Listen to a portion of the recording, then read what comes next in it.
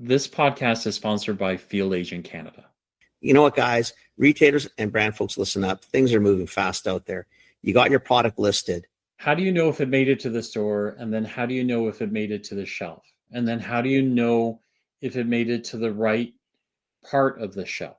You have a really short window to prove success, but you can't prove success if you can't prove if it's there or not. I mean, it was one of the most frustrating things, even when I was a buyer, is that I would tell you, you got your product listed. Yes, it's going out. You're going to be in 50 stores. Should be out this week. Well, there's times where someone could have gone in the store 2 weeks later and still found 15%, 20% of stores didn't have it. And unless you're in every store in the country all at once, how the heck are you supposed to keep track of it all? That's where Field Agent comes in. These folks get into stores coast to coast and tell you what's actually going on in the stores. Shelf placement, pricing, packaging, compliance, you name it. And it starts at $16 a store. Stop guessing. Get the data. Contact Field Agent Canada. Check out www.fieldagentcanada.com and see what they can do for you. Hey, welcome to This Commerce Life, an unscripted podcast that focuses on the stories behind small and independent Canadian retail and Canadian CPG. What we try and do is deliver or pull out the story of our guests and give them to you. You know, the good, the bad, the ugly of retail and CPG in Canada. We're filling a need because we think that retail is hard on the best of days, but it's also a wonderful, wonderful place to grow up and make your living. We also think that the industry, nor the people that inadvertently find themselves in the industry, really understand the industry at all. They don't really understand what goes on behind the scenes. So listen to us, Phil and Kenny. We'll unravel it for you. We'll give you the story. We'll give you the story behind the story.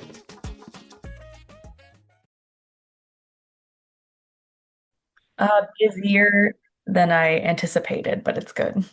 Okay. All right. How about you? It is like busy, like stink busy. Mm. Yeah. It's like I can't believe it's August already. I know. The middle of August. Like we have been, so we're like trying to frantically cram in all our holidays and also get shit done. And Yep. yeah, man. Yeah, and the kids are like my kids are they're on the cusp of being big. So the eldest is 23, so Okay.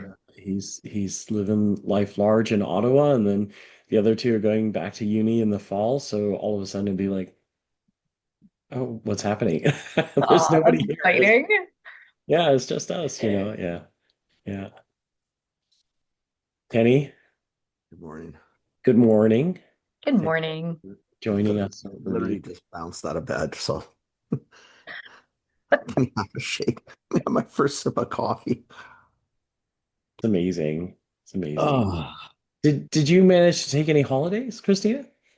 I only really take days here and there, because I was only a team of one until recently. Now we're actually a team of two, so I'll be able to take more time off 2 days in a row. Yeah, which is really hard when you're the only one at the association, but yeah, this is great What do for you us. do, right? Yep. And then I'm sure your day is not a day. It's a day, but A sort day of of quasi answering attached. emails and popping on and just What do you do, right? I mean, It's yeah, it's comes a it is with the what you job. do. 24-hour day. Actually, if you're across Canada, so it's not really a 24-hour day, it's more like a 27 or Yeah. 28-hour day. Looks a little Well, weird sometimes. Yeah. Yeah. Yeah. Oh man. We're excited. Thanks for jumping on with us again. We so for the audience, we have Kristina Farrell on. She runs Food and Beverage Canada, which we'll let her tell you about and then get her to introduce herself.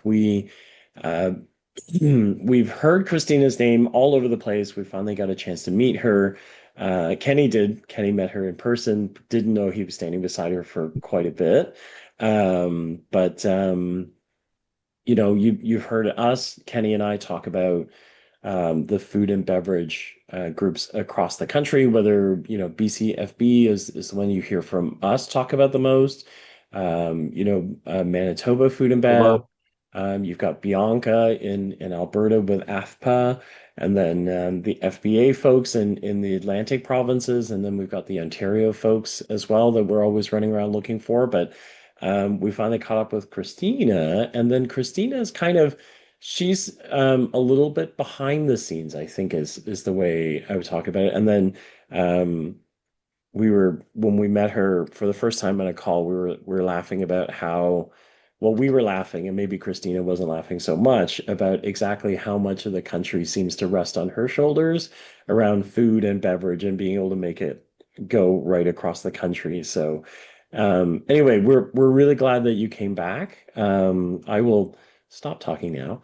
The next 45 minutes is yours. We'd love to hear who you are and then how you got here, like who plans on being, the one person support system for Food and Beverage Canada. Like, how does that happen? Work all What those does it things that pop mean? up, what does that even mean? All of those sort of things.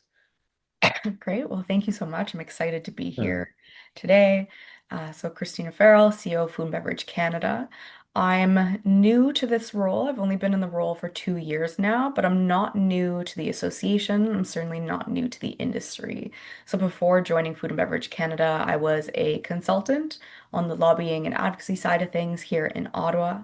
I worked for groups across industries, but I really ended up specializing in agri-food. So some of my former clients were groups like Chicken Farmers of Canada, the Canadian Pork Council, Restaurants Canada, the Canadian Federation of Agriculture. And since 2019, I was actually working with Food and Beverage Canada as their comms person, as well as assisting them with some government relations. But now I am You're full time here. yeah. I've taken on the role. I really enjoy working with our members, with our provincial partners, many that you named. So a little bit about our association for those who aren't as familiar with it. Food and Beverage Canada represents Canada's domestic food and beverage manufacturing industry. I don't represent health and beauty. I don't represent consumer goods or the multinationals who don't actually manufacture in this country. So all of our members manufacture in Canada. So I have companies big and small from coast to coast. Sorry. I also have the six provincial and regional food and beverage manufacturing associations. So again, from coast to coast, who I really partner with. Wow.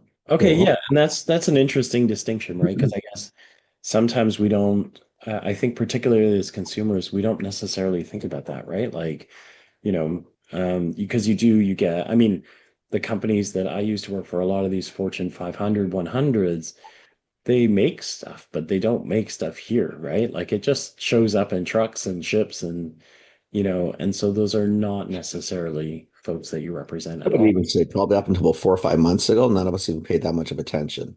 Yeah.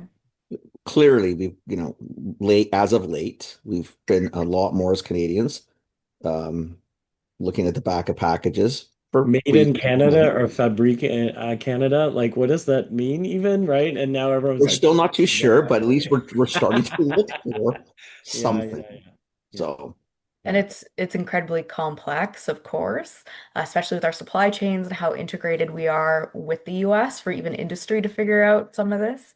So of course it's also confusing for consumers.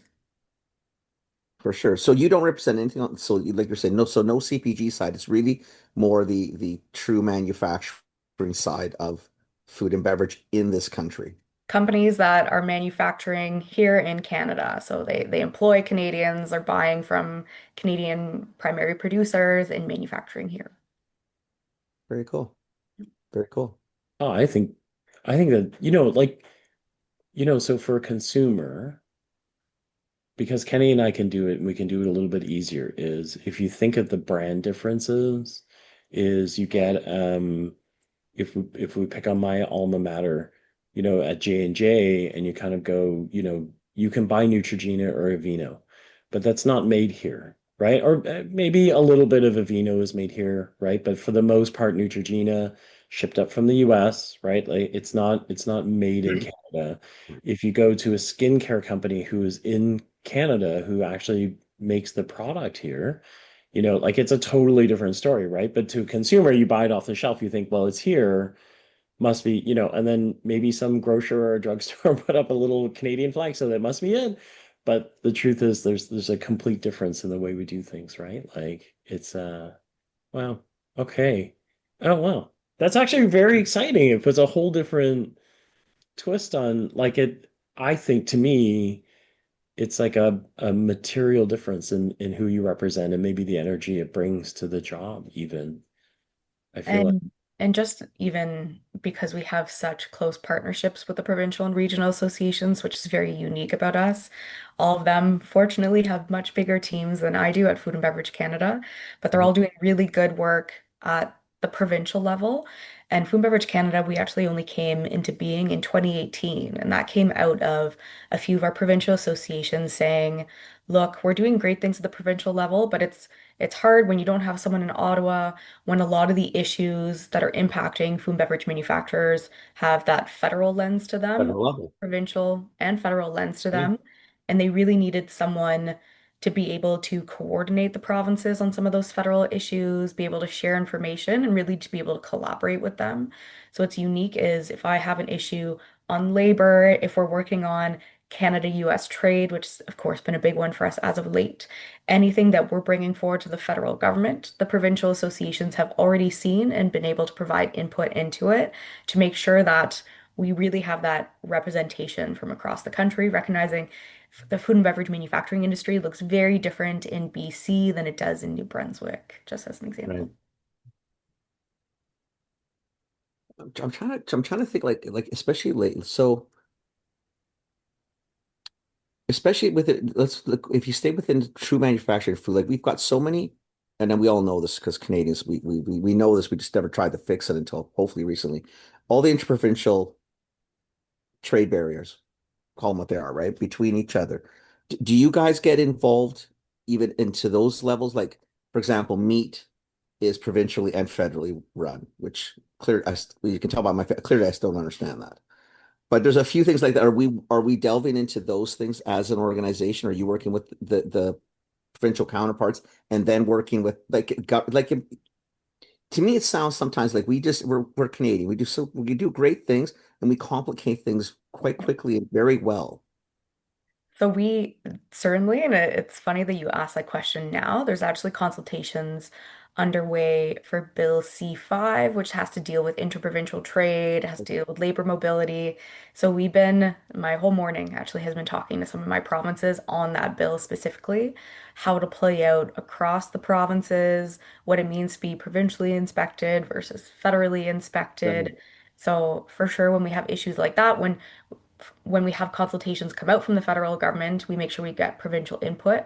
But sometimes we're proactive on things too. We'll say, here's a list of regulations that all the provinces have identified as being an irritant for some of their companies, and we'll bring those recommendations forward to regulators on the federal side. Hmm. that's Yeah. on a So we totally different note, it's amazing, right? To actually meet someone who's working on it, C5. well, we never, yeah. I mean, I'm just honestly, like okay, so I should say like there's no disrespect because I think intellectually we all know like there's a million people kind of working on this thing, pushing on it. But I yeah, think Canadians in general, we've just been like, let's go, let's go, let's go, let's go, right? Yeah. And so like to have a face, is cool. So thank yeah. you for your efforts. Push hard. Yeah, yeah, no, Because no, really, right? because we Because have to do, there's no Canadian, right? There's no Canadian that goes, oh yeah. yeah, everything's fine, right? Everyone's always Yeah. like, Why? Like, why is it so hard? Like, why is it? I can just You know drive over." what, though? Like, yeah, you I can, but wonder though. you I can't, think the right? three of So, us, yeah. probably Christina more than you and I, Phil. I think most people have no freaking clue really the complications of doing shit in this country. I really believe that. Because I mean, why would you think that there'd be a set of potentially 10 plus 3 provincial rules and then federal rules, and they may not match the rules, and then one supersedes like you're kind of thinking like, And our approach to it, which we're still consulting with our members, we're still trying to understand it because it is very complex when we're looking at interprovincial trade, is we have the Safe Food for Canadians regulations. So we actually have a federal standard for food safety. And we Mhm. want to be cautious in terms of interprovincial trade and removing some of those barriers if it undermines that federal standard.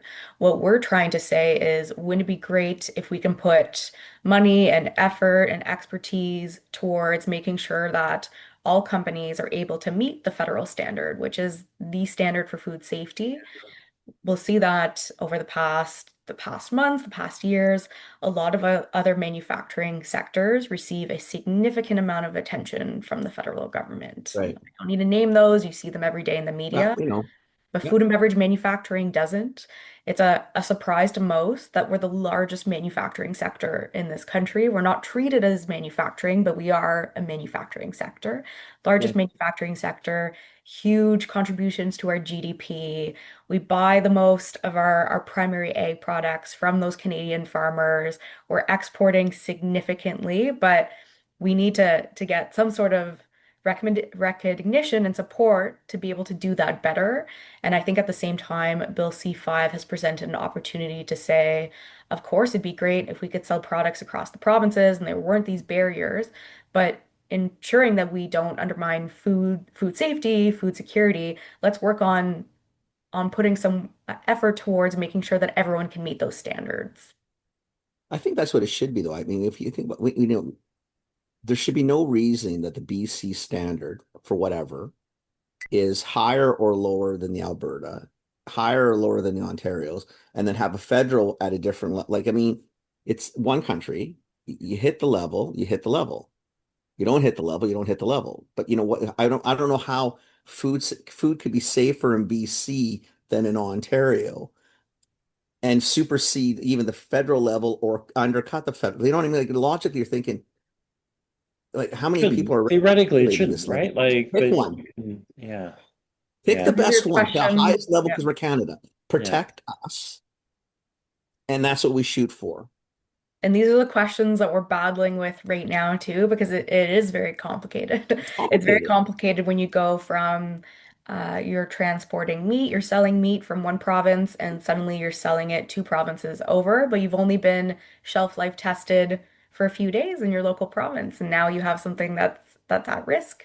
Right. So, very complex file that we're working really hard with our members to try to wrap our minds around it so that we can go to federal decision makers and people to articulate where we need to tread a bit cautiously and where we also need support.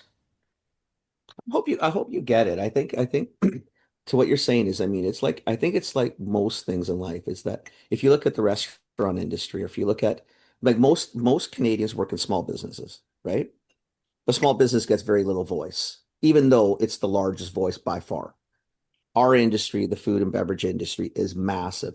This big a voice relative to, and love them, no offense to mining or oil or cars or Of course. the sexier things. Apparently, I don't know how they became sexier, but the voice is larger, even though the total voice is not near as large. But it's like I guess like herding cats. You just got so many players that you're trying to get them all into the same bucket. Maybe the voice, it's just hard to get a large voice when there's so many small players buried into it. I'm always trying to figure it out myself. Because yeah, we got to do things differently. I just don't know sometimes how we push things. Well, in our industry too, 92% of it is made up of companies that have less than 100 employees. Exactly. Versus if This you're small. looking at an industry like auto, where here's the maybe three or four really big players, and that's it, and that's who you go to. Right. So it looks very different in food and beverage manufacturing because we work with the provinces, a lot of the provincial associations, their members are those small players, which is fantastic. They have a place to have their voice. I have some small players as well, which is great. My chair actually made a comment. He's from Atlantic Canada. He's one of my smallest members where he was at one of our board of directors meetings and he said, "Never would I have thought that I would be chairing a meeting in a boardroom in Ottawa where I could see Parliament Hill, and I'm working with other companies to help identify how do we strengthen the industry across the country." So I Oh, think cool. that's really the value of some of the work that BC Food and Beverage is doing, that Alberta Food Processors Association are doing, and really making sure that we bring together those small voices as Yeah. well as the large ones. Yeah. It's great. It's good, right? Because the small businesses where a lot of the activity is, like you said, it's most of the employment is in those sizes. what voice do you have if you got 50 employees? Yeah. But if you get, 550s, now We we've also got some. have like our industry is weird because if you think of the conversation we had right at the beginning, there is a delineation around folks that sell things here and folks that make things Yeah. here. Right. Right. And Big. so I think that makes it hard too, right? Because in all the other industries, if you're mining, if you're automotive, it's the same thing. You make it here. Maybe the product comes from somewhere else, it gets assembled here, but there's a physicality that happens in country that makes them like their movement a little more uniform, right? But for us, like Ontario is a really good example, right? Is Ontario is like this equal parts mix of like these giant behemoths that maybe don't make anything here but sell lots of stuff here, and then you've got a lot of like little guys who actually make stuff here, and so like this mix, the message gets a little bit cloudier, right? Because what the big guys need isn't necessarily what the little guys need, right? So now But the you big guys typically have within the our voice. own industry, we've got two different sets of voices, right? Like, because even in our industry, you go to CHFA and you go to, any of the like Retail Council of Canada, right? Like, if you go to their events versus a CHFA event, it's a remarkably different atmosphere. And yet, we're supposed to be theoretically part of the same industry. It's You all know what I retail. mean? Like, so it isn't that surprising that we Pretty, I'm sure, governing bodies are like, can you guys just decide like which one of you is showing up? And you're like, both of us. Well, no, us, them, not them, right? Like, and it's like, oh my God, right? Like, I'm gonna go talk to people that actually have uniform forces, right? So I understand that. totally. Yeah, yeah, And we do see, even within our membership, those larger companies, they have a vested interest in those smaller companies succeeding too. yep, They sell to them, they yep, buy from them. yep. So what's great about the industry and what we do at our association is very big on collaboration. So big companies who are keen to understand how things will be a little bit different for smaller companies and vice versa, very much willing to share Yeah. information, to share learnings. So it is, yeah, big on collaboration in our industry, which I think is fantastic. Yeah, That's oh yeah. That wasn't me taking a crap on Fortune 100s. Like No. I come from that industry, like, like that's not how I you got to where can't I take a am too, crap on right? it. But They have their it's not place that, too. but they definitely have different, they have a Right. different approach, right? So yeah. They have different issues. You got Yeah. 100,000 employees is very different than 10. And that's why everything that we work on, like right now, our big priorities are productivity and competitiveness, labor, regulatory effectiveness, and then sustainability. Those are issues that impact you, even Transcend if you're all of them. small or big. It might Is just that look all? Is different. that all? Why aren't you taking Well, any vacation? I don't understand. Like a lot of other stuff falls into that. Like I I'm didn't not think too I'd be sure why she needs working another on employee. I don't understand why we have to keep adding employees to this thing. I don't. It's not the way. 4 topics, big shit, right? And I never thought I'd be working on Canada-US trade, but then it was, well, that falls into productivity and competitiveness, so let's work on that too. But we work on the issues that we like I as Food and Beverage Canada, you won't find me working on an issue that's dairy specific, poultry specific. It's really those issues that are macro in scope that impact you if you're working on any of those sectors or any of the other product categories as well, and that ideally impact companies, small or large, just in different ways. And we really try to understand those nuances. wow. I mean, you're definitely you're. I mean, We'll say interesting times. Yeah. Like you've definitely walked into like a really probably like in all honesty, probably a very cool time to be Yeah. doing what you're doing. Um, it, it's frustrating for Canadians. I think it's a little scary, and there's a lot of stuff we just don't understand. But I mean, thank God we're finally looking at this stuff, and actually having conversations around it. Yes, for And I sure. hope more and more people really understand, especially the food industry more than anything, because it's critical to the country. I mean, we have to learn to, well, I mean, we do feed ourselves for the most part, but we have to really understand how this works. And We don't understand it though. Like we don't so understand. We don't. the No. conversation I've been having, I've had it a few times with some folks that, love things like steak, right? The meat with And inter-provincial trade, nobody understands it. listen, so I've like I don't even go that far. So like because they're like, oh, we don't understand what the problem is. And okay, tell me this. Do you know what USDA beef is? Like double A, triple A USDA beef. Oh yeah, we know that stuff, right? So, like grain fed from Texas is the best. And like, so name me the last time you had a piece of Alberta beef. And then there's like a long silence, right? Doesn't matter who it is. I've run into a handful of people who are like, well, I was in Calgary. I'm like, okay, okay, I got it. So if you're in Alberta, you get Alberta beef. Great. What about here? So if you went to a restaurant here, when was the last time you had a piece of Alberta beef? And then there's like a long pause, right? And everyone goes, well, it was USDA. And I go, USDA. So you had a US beef before you ever had a piece of Alberta beef. Now ask yourself why, right? And then there's again a long pause. And I'm like, so that's what we're trying to solve, right? Like those are, if you want to, like an easy example, that's a really good one. Like probably 90% of most provinces are like, I've only ever eaten our beef if I know it's our beef, or I've had it from the US. That's it. Or I just assumed it was our beef. Yeah. And a lot of the time it's that we don't assume it's our beef, but it is. If you're going to McDonald's in Canada, you're eating Canadian beef. It's Right. Canadian beef. But Right. it's we don't Right. How promote our convenient is industry in that? the same way. We don't showcase our industry in the same way.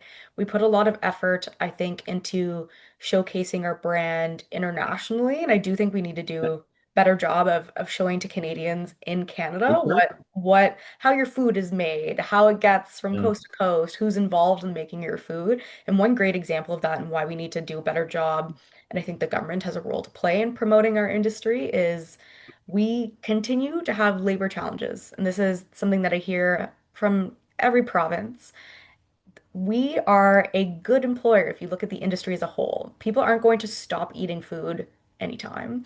This, you get a job in the food and beverage manufacturing industry and you have a career for life. But we don't do a good job of promoting why you should want to work in food and beverage No. manufacturing. The cool jobs, the so to speak sexy jobs like we see in electric vehicles, we see in mining. There's some really interesting things happening in food and beverage manufacturing when it comes to science, when it comes to automation, AI, and we're not promoting it as an industry that as a country we should get behind and also be excited about. So buying food made in Canada, but also working in a at a food company, learning more about how your food's actually made. We've done a lot of work with the Canadian Agricultural Human Resource Council to look Mm. at how we can solve some of these labor challenges going forward.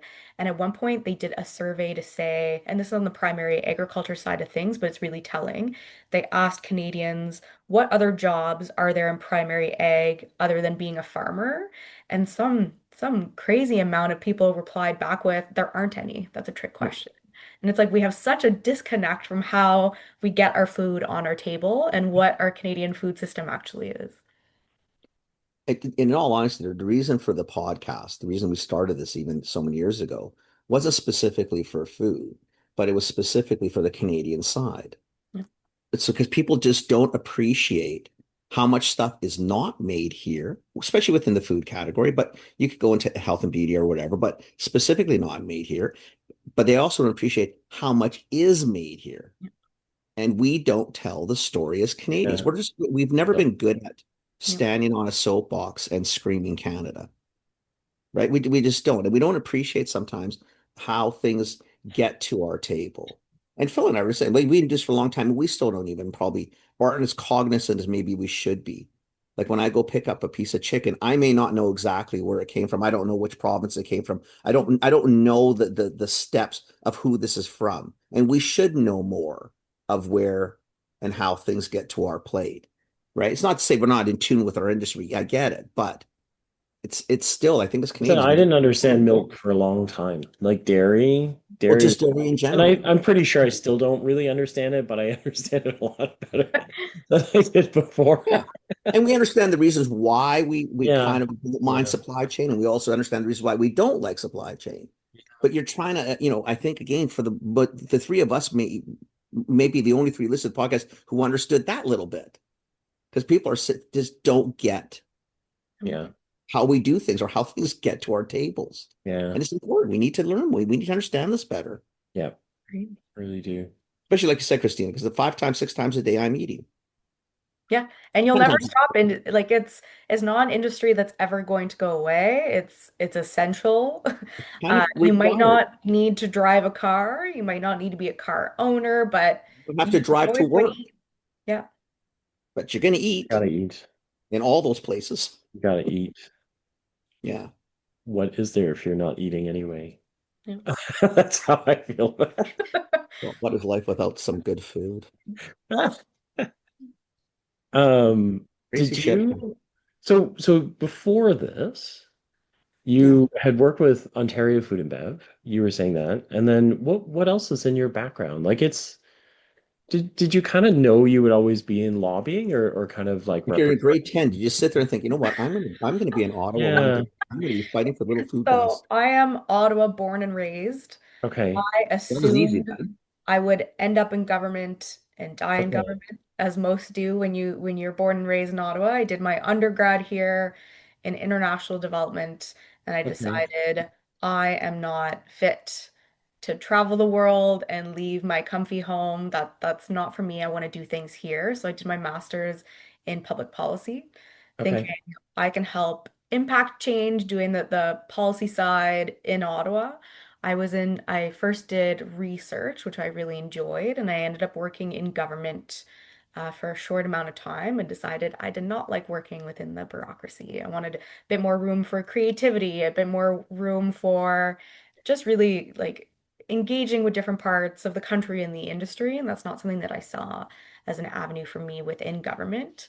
So I started off at a lobbying firm in Ottawa, and really when I was doing my education, I think we had one one class on one day where we learned about lobbying and advocacy, and that was it. So it certainly wasn't something that I thought, I'm going to be a lobbyist. This is what I'm going to do now.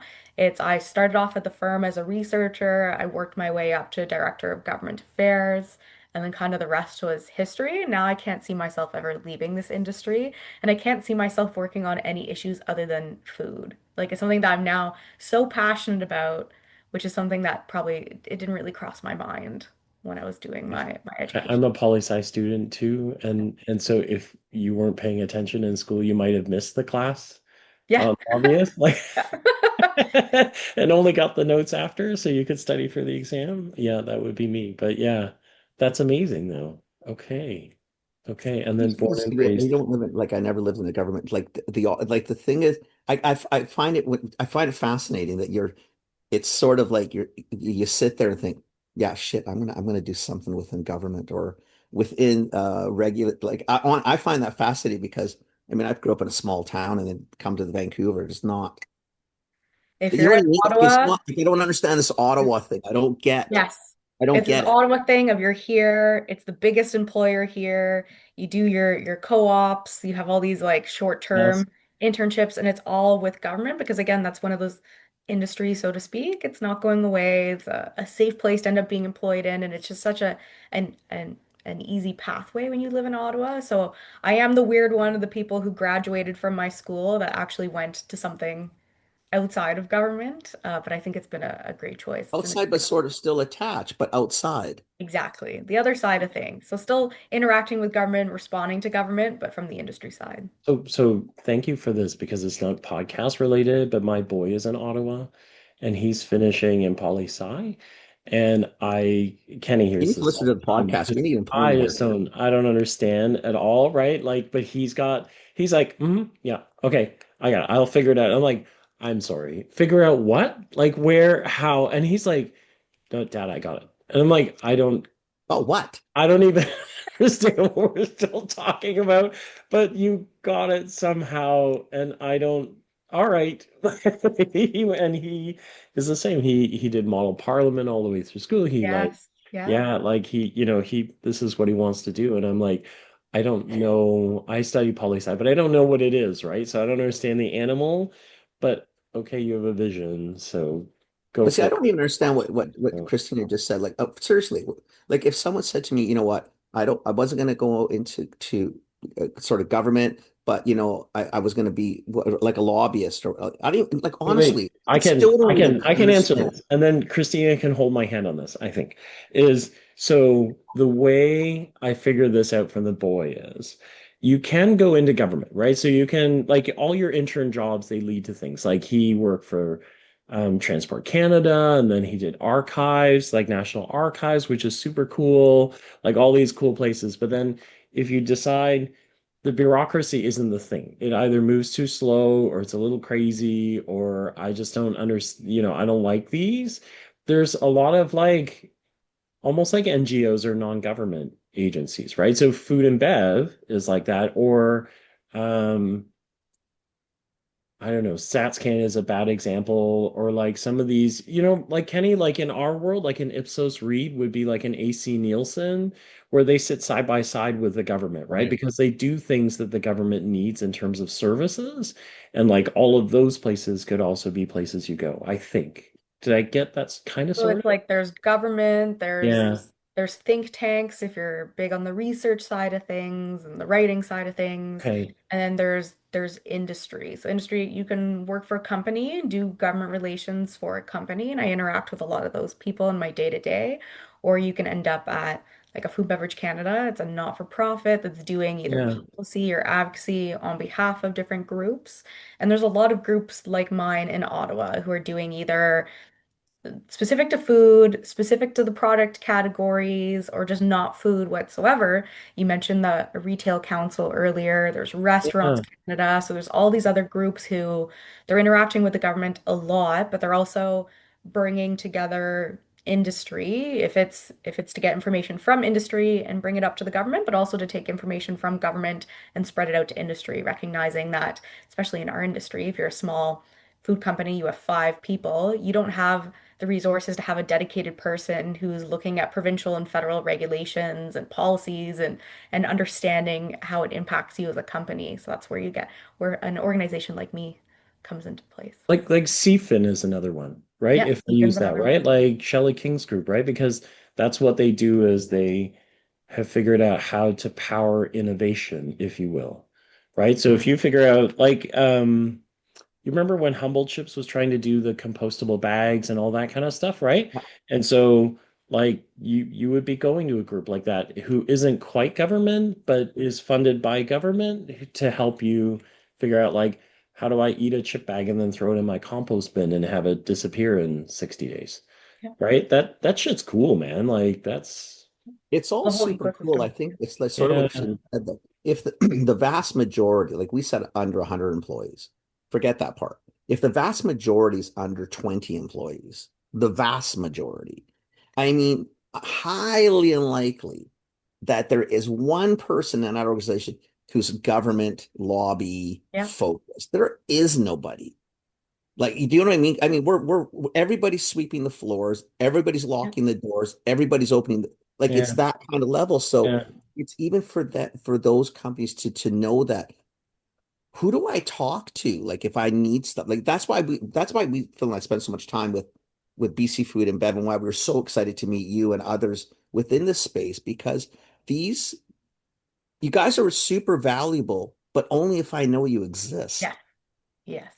right? And it's really hard if all I'm doing all day is doing shit, whatever that is. I don't know that there's these other groups or things that can help me do things or Yeah, understand things better. That's why we love having these. You got Yeah, we really do. people on is we're trying to Yeah. understand and show people. Listen, even if you're small, you're not necessarily alone. yeah. You can join these groups. They're not super expensive, and then you do have access to And it's access to advocacy other or whatever. companies who are happy to share information and Exactly. collaborate and share best practices. One great example of that is we're doing a lot of work on sustainability in the plastics file, and we found that our companies, our medium and our large companies, are more than happy to share the challenges and opportunities, the failures they've had in trying to Right. transition, which really helps those smaller companies learn and understand and best practices. So I think there's value in that. Again, in the collaboration side of things, I know it can be intimidating as a small company joining an association like ours and seeing the big players there. But I think particularly in food and beverage manufacturing, there's so much collaboration that it's valuable, even if you're a small company, to be involved. I No, think I on totally the agree. plastics and recycling piece in particular, it's super valuable to have people who have experience, right? Because I think a couple of years ago, the rush to be green for everything was on, and then you saw people switching to things that they were never going to be recyclable, right? You're like, are you doing this because there's a marketing value to it? And, oh, no, I'm trying to save the earth. They're like, you're not saving the earth with that, right? Like, but if you talk to somebody bigger who's just got a tiny bit more resources than you, they did some of the research to go, listen, like, it's not worth that switch, right? It's worth it to go this way, but not that way, right? Like, and sometimes that's all you need, right? Is that first moment of check, right? Like, But you have to know I where to agree. get that. yeah, yeah, You Yep. yeah. have to know that a Christina exists and that there's underlings under there that exist that can help you, Guys, Christina you know. exists. I She exist. is there. We found her. And we found her. We were supposed to get introduced to her, James. That never happened. And we just bumped into her, talked for half an hour, didn't know who the hell she was. James is the best. Like I think it was like 3 events ago. He was like, "Remind me, I got to introduce you." We're like, "You got it." So we're like, "Hey, so are you gonna?" He's like, "She Well, she just just left." We're left. like, "James, right?" And then the next event, he's like, "Remind us." We're like, "We are. We're reminding you." And he's like, "She just left." We're like, "No, And I he's think we very caught tall. up." He should be able to Yeah. find me in a room of people. No, Seriously. no. He And we thought oversees we're most just of the making it up group. now. We're not sure she exists at all. Like, That's so funny. it's amazing. So, with the other food and bevs, I guess are you kind of like, are you passing on like the kind of insights that you're catching in these kind of meetings so they can disseminate down to members? Like, how does Or that, influence up even, yeah, right? like how does Both that ways or kind of go? So they are our partners, everything that's happening that could impact a manufacturer anywhere in the country. The provincial associations get that information and they get to decide what makes sense to share with their members, what they want that they're hearing from their members that they need to share with me. So we very much have that back and forward flow of Mhm. information. Got it. and I'm just some of these answers we know, but like all provinces participate, or did some provinces not have? So we have all six of the provincial and regional food and beverage manufacturing associations. The only place where we have a gap is Saskatchewan, and it's just Yeah. because they actually don't have an association that looks like the others. I hope that'll change in one day, and then we could have Yeah, Saskatchewan represented as well. yeah, yeah, yeah. No, That interesting. makes sense. That makes sense. Yeah. These guys they're so fun. Like I don't know if you're listeners on this podcast, you've heard us talk about them, but the members are so fun. They're just, I mean, each one of them, they represent some just amazing people. Yeah, And then they all have such passion for being able to look after their members, right? It's very infectious. Like it's when you're around them, that's what you want to do is like kind of serve these members and kind of you I just know, hope people get just to keep them understand looked it better after. because Yeah. again, like we've all said, it's it's one of the few industries that you can't opt out of. Yeah. You're gonna have to eat, right? I mean, food is kind of critical to the whole game. So it's really and truly, groups that you probably should know more about and understand how food is moved. Yeah. What Christine is doing. What does Bill C5 actually mean? What does it do for regular, everyday Canadians? Like, how does this change our world or not? And even things like how it impacts you that a local food plant can't get enough labor. How does that impact the rest of the supply chain as well? How does it impact farmers? What you see on your shelves is available. Right? Like there's it's so complex. And it's also something that we need to do better at standing behind. Like we need to do better as a country too, saying like we have some of the safest food in the world if you look at Canada's food system. 100%. And we need to really embrace that, especially if we look at what's happening in some other countries too. So making sure that we're promoting and getting behind our industry and giving it the support it needs. Yeah. Especially when it's funny, when you say that, it's that a lot of the rest of the world actually knows that. We don't. Yeah. I mean, a Yeah, lot of we the have world any, we does don't take have our any food for clue those actually. reasons. They know our Yeah. standards are high, right? Well, so the funny one is because on this show, we gripe about it a lot because we like food and we like things like specialty cheeses and things like that. And so, the poor dairy, protectionist agreement comes under fire all the time, right? But as soon as, our friend in the US, like our friend in the US there has a quiet eye for our dairy protection, right? Like every time he kind of just slides it in the Yeah. bottom like this supply agreement. You're like, and I find myself, because I'm on the other side of this, is there some of my favorite butters and things like that are restricted because they don't have enough quota, right? So you're kind of like, somebody sell this man some more milk so he can make some more good stuff, right? Like, I want this, right? But then as soon as the guy in the US is like, well, and I'm like, oh, no, no, you can't touch that. Like, we need that. Like, nobody touch Well, we that. need Like, does protection. anybody I don't want all their understand what shit he's coming up asking here. for, right? Like, but nobody Huh? really, yeah. I don't think anybody really understands the complexities and why we do what we do. And sometimes we do things that we shouldn't do. We get it. I mean, we're Canada. We've done a lot of interesting Yeah, things. yeah, yeah. But we do a lot of things that actually really do make sense, or there needs to be changes. Yeah, it's all good, but carefully. If anything good has come out of the last 6, 7 months, however long it's been, it's that it's Feels really like united eternity. us. It's definitely united us as a country across the provinces, Thank and God. it's made us pay a bit more attention to our supply chains and where we're vulnerable. Absolutely. And that applies for sure to food and beverage manufacturing. I think of anything, like if we probably look at it, I know that the other industries, because they're massive, Yeah. right? Even though food is probably more massive than all of them. But when you're talking about a building that's done here that employs tens of thousands versus four, right? Again, we don't get the voice, but Hmm. yeah, it's really important that we highlight the importance of food and Yeah. food supply chain within your own country. I mean, it's kind of critical, guys. You just keep doing you. You just keep working and figure Yeah, this out. yeah, you keep doing that. Christina, fix this. This is your Okay, job now. Fix it. I'm on it. No more days off. I don't care if you got two employees now. You gotta fix this. Both of Thank you us. for holidays. Can't take 2 days in a row. What's the matter with you? You And now, can't do and that now, right now. and We're now busy. she's the only face behind the revisions in Bill C5, right? Like, oh my God. You sit at home with that pencil and penny. You fix this. On it. No, it's good. It's nice to have you there. I'm so happy we got a chance to even meet you because yeah, I think this is Yeah, yeah. yeah, it's all We good, man. really, yeah, we appreciate you coming on and doing this. This is really amazing. Yeah, Very happy to. It's always good to be able to increase really the visibility of the industry and the companies in it and the work that we're trying to do. So, no, this is great. So you know what I would love if yeah, it's possible is yeah, like even when there's sort of the major or major updates, like if you do want to even come on, like to just do like even a 5-10 minute, not for anything, like just again, and nobody's going to understand most of the stuff. We all know this, right? Most bills that we may talk about or under talk, nobody has a clue.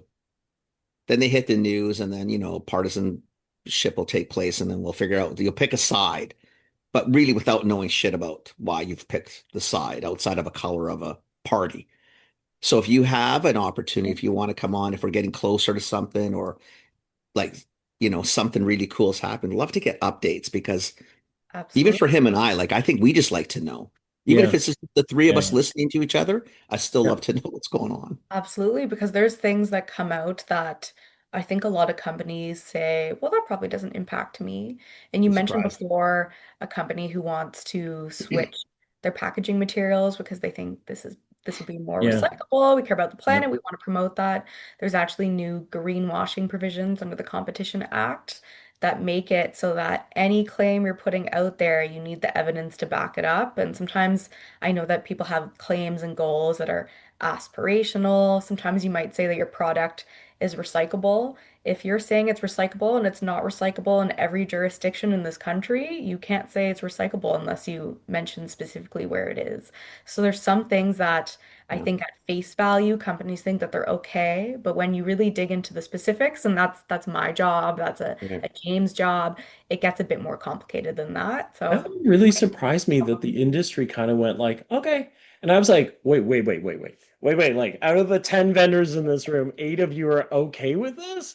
Like the Mhm. other two kind of had their eyebrows down a little, and you're like, you should all be saying no right now because most of you can't claim any of these. Like, you're recyclable in like 2 counties in all of Ontario or whatever. Like, how are you gonna, anyway, I just, But most companies don't go down those paths. You don't think about it. If it's, let's say, recyclable in, I'm in BC. If it's recyclable in BC, well, clearly it's recyclable in Canada. I'm part of Canada. Like, why would I worry about? I mean, obviously, you're it's everybody. And it's not, it won't be recycled on. across Canada. That's the No, thing. Like it, it But you can't. think about it, but that you makes would no think about sense. it. Like, if you're sitting here Yeah, thinking, well, but it's Canada.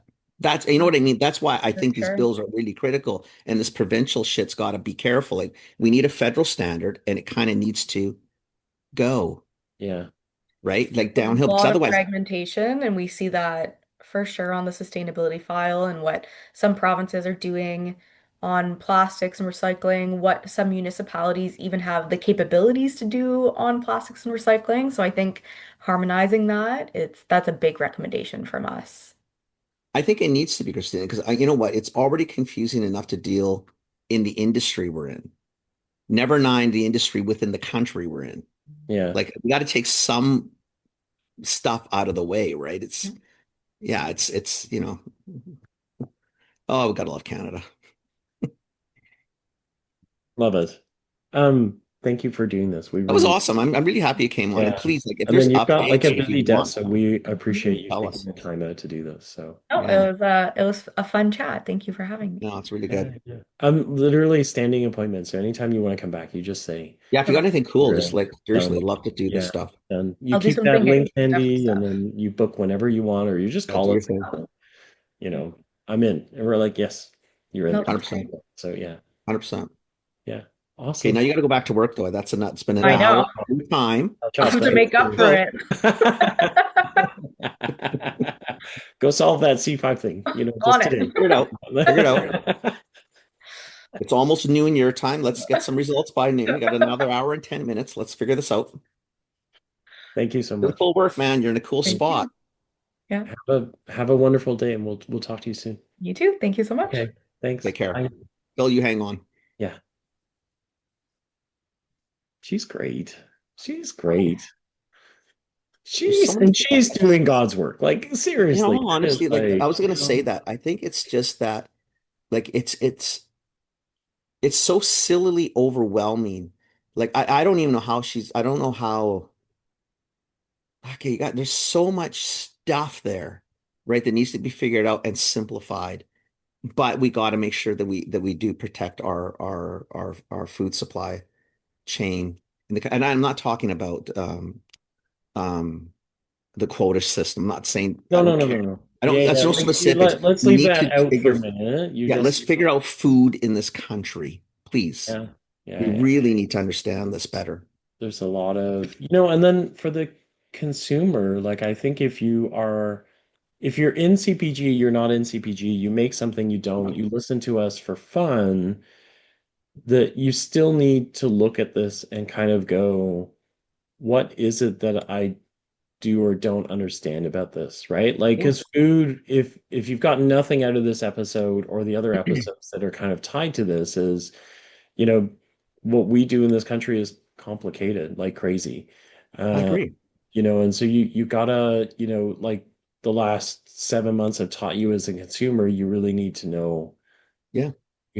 what's happening, right? You So, really need to yeah, understand. You really need to understand this. And the thing is, I think that the sad part, what's bad, maybe choice words, but the sad part is that this impacts all of us every single day because we all eat yep, every single day, yep, many, many times a day. And you look at some of the other industries, which are critically important to this country, no doubt, and employ lots of people, but they get a lot of airtime, and people know more about these large but small things versus this a lot of these small that are large things within the food industry, right? I mean, I just want, yep, yeah, I don't know. yeah, She's yeah. got a hell of a job in front of her because I mean, you're God, but it's herding cats and really just making sure people understand. Like, I'm not even convinced sometimes government understands the food industry as well as they probably should, right? We've made it really complicated. It does take it takes a special person to be in the middle because she is in the middle, right? Like She's everything stuck she does right is in the about middle. influencing, right? Like, Totally. it is about influencing, government on one side, you've got probably other lobby groups in there, you've got provincial, and then you've still got these FBAs, these food and beverage Yeah. associations all looking for guidance and trying to figure Yeah. out what they do next, right? So, yeah, yeah. She's got, yeah. I mean, I don't know. I find it, I mean, I All in think a we're team of one. Oh, sorry, two now. two, eh? She's loaded. She doubled up. Yeah, she doubled up. She'll be able to Seriously. do twice the amount Who of else work. has doubled their, who else has I doubled their, know, I know, come on. honestly. Make it sound like she's struggling. Jeez Louise. Gosh. Double Yeah, the, double the employees. holy moly. Interesting. I like it. Awesome. Anyway, thanks for listening. Thanks for listening, everybody.